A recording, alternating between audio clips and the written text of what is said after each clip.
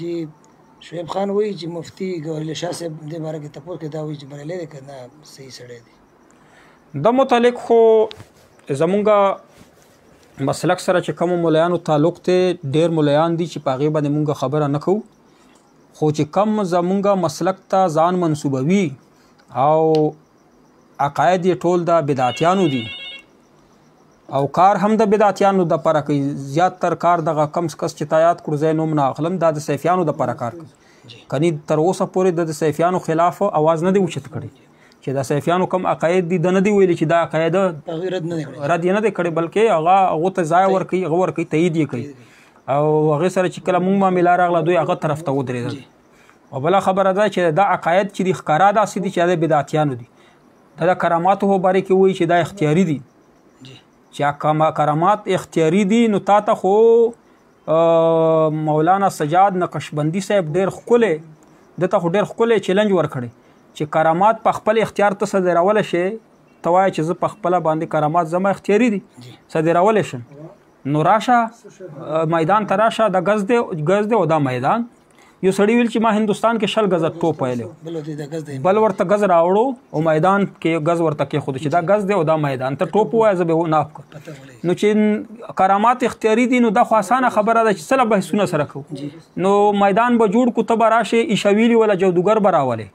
چې څومره ملګري یا به راولې، ښه به سترګې پټې کې مراقبې به وکړې، دعا به وکړې، یو کرامات پته ظاهر کې.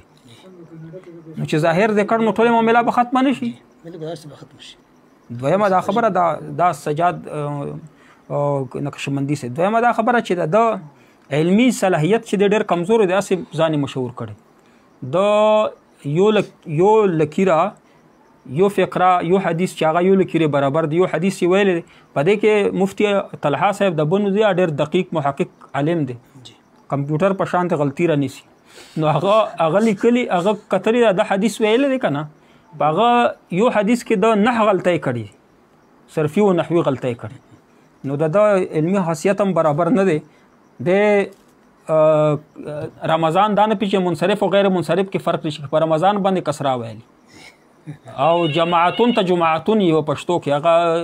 ابو طلحه مفتی ابو طلحه ولا پیش تاسو وګورئ، هغه تاسو ته د پته ولګي چې د علمي حیثیت څه دی. البته پیسې ورسره ډېرې دي،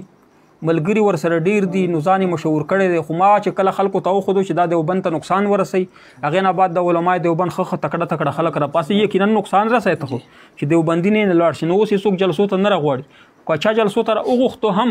دغه نو هغې نه بعد بیا هغه مدرسې ولته څوک چندانه ورکوي، دا د بدعتیانو مدرسه ده. یو دغه شړی شو چې تاسو ذکر وو، یو د بل ملګری دی مکی حکیم مظهري، ما ته نوم نه راځي، ښه دی چې نه راځي، کله په ذهن کې حکیم مظهري، نو هغه خو بالکل څوک غواړي نه، هغه خلکو ته ما وښودو، دا غلام حضرت ما خلکو ته ښودلی دی. هغې نه بعد بیا علمای دیوبند راپاڅېدل، مشران وښودل چې یقینا چې دا نقصان رسوي. خو دغه سړی خو د جمعیت علما اسلام کې دی، هغه خلک یې راغواړي. خو جمعیت علما اسلام یوه داسې پارټي ده چې په کې هر یو مسلک ولا دننه کېدلی چلیدلی شي، خو په بحثیت یو دیوبند مسلک کې د ځای نشته، ځکه چې د ټول عقاید چې دي هغه د بدعتیانو دي. 15 عقاید داسې دي. د سره خو مونږ مناظره کړې وه، د مناظرې ته رانغی، زه راغم، مفتی ندیم صاحب ځای مو مقرر کړی، زه راغلی کني مفتی ندیم صاحب د هغه ټول ملګري ګواه دي، خو دی رانغی، زه موجود وم، ما سره بل ملګری و، هغلته ما 3 غنټې تېرې کړې، د سره مو رابطه وکړو، خو د ما د کراماتو باندې. اوس بیا درته وایم چې دی زه ذکر نه کوم، خو د بیا بار د مناظرې چیلنجونه کوي. اوس بیا ورته وایم چې د کراماتو په باره کې که ته مناظره کول غواړې افهام و تفهیم دپاره، نو راشه د شیخ رحیم الله صاحب ځای ته. ته وایه چې شیخ رحیم الله صاحب ځای ته کله، نو کله چې شیخ رحیم الله صاحب ما ته کال وکړو که نه چې راشه او د جلي پیر مې راغوښتی، نو زه به موجود شي. اسانه خبره که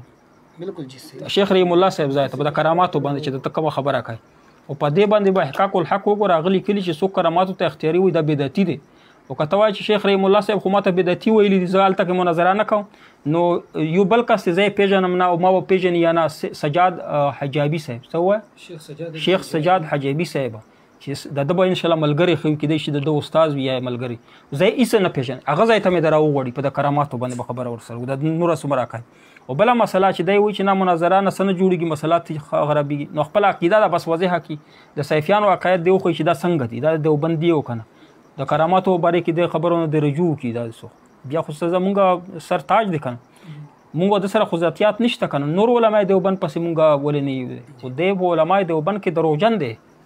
ځان منصوبوي او دیوبند سره څه تعلق نشته دته هغه ویلي و د مفتی منیر شاکر اگر چې هغه سره مونږ اختلاف دی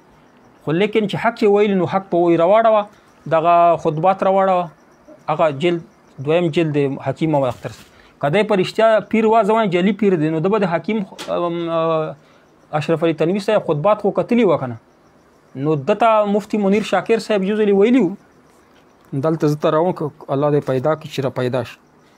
د یو ځلې په بیان کې ویلي وو علمي صلاحیت مو تاسو ته بیان کړ د یو ځلې په بیان کې ویلي وو منیر شاکر صاحب ورته ویل چې الله پاک بېدبي دی وکړله نو خلکو یې د منیر شاکر صاحب دروغ وایي دروغ نه وی دا اشرف تنوي صاحب لیکلی دي خو دا جعلي پیران دي تنوي صاحب څه پېژني دا وګوره دا کم کتاب دی خطبات حکیم علومت دویم جلد دی که نه او دلته موضوع شی دی الله کے ساتھ بے ادبی دی که نه لیکلی دي دا ویلي چې دا وی چې پیر کیا صوفیوں اور عالموں کو اشتراک و مساوات کی ایہام سے نہ بچنا چاہیے مگر افسوس یہ ہے کہ آج کل لوگ خدا تعالیٰ کا ادب نہیں کرتے حضور صلی اللہ علیہ وسلم کا تو کچھ ادب کرتے ہیں مگر اللہ تعالیٰ کا بالکل ہی ادب نہیں کرتے اور اس بارے میں ایک مصرع بھی مشہور ہے با خدا دیوانہ با شوابا محمد ہوشیار دا دویلیو دا جعلي پیر تنوي صاحب دی ته دا د الله بې ادبي ده او دغه جاهلان او جعلي پیران وایي دا چغه د لګولې وه مفتی منیر شاکر صاحب ورته چې الله بې ادبي دی وکړ خو زمونږ هم علمای دیوبند کې دا دومره پکې غه نه و که نه جوش و جذبه پکې نشته ایمان چې راپاسېدلي وه چې ته منیر شاکر ته وایه چې تا د نبي علیه السلام بې ادبي تا خو د الله بې ادبي وکړه خو دا چا ویلي تنوي صاحب ویلي چې څوک دا شعر وایي دا بې ادبي کوي د الله دا مې درته وښوده که مفتی صاحب دا ذکر کړی دی په خپل مفتی منیر شاکر صاحب ورته ووایي چې بې ادبي دی وکړه خو تنوي صاحب والا هغه یې نه دی ورکړی حواله خو ما سره خو د کتاب کې ما کتلي و چې ما ویل منیر شاکر صاحب چې څه وایي که نه هر چې ګوید دی دا ګوید دا صحیح وایي چې تا د الله بې ادبي وکړه دا شعر دی چې وویل نو خلکو ورته څه نه وایي ځکه چې دا دیوبند سره تعلق دی په دروغه دیوبند سره تعلق دی نو دا بدعتیانو دا به د الله بې ادبي کوي هېچا څه ورته نه وایي چې پیر صاحب غه دی ځکه چې پیسې ورسره شته مال او دولت ور ټوپک ورسره شته خپله وایي چې ما سره هر څه شته چې هر څه شته خلک هغه ته ګوري بس تنګي کې وي زه غټ بدماش شته دومره غټ بدماش تا ته به څوک څه وایي خو مونږ به وایه قیامته پورې ستا پیچه کوو چې څو پورې صحیح دیوبندي شوی نه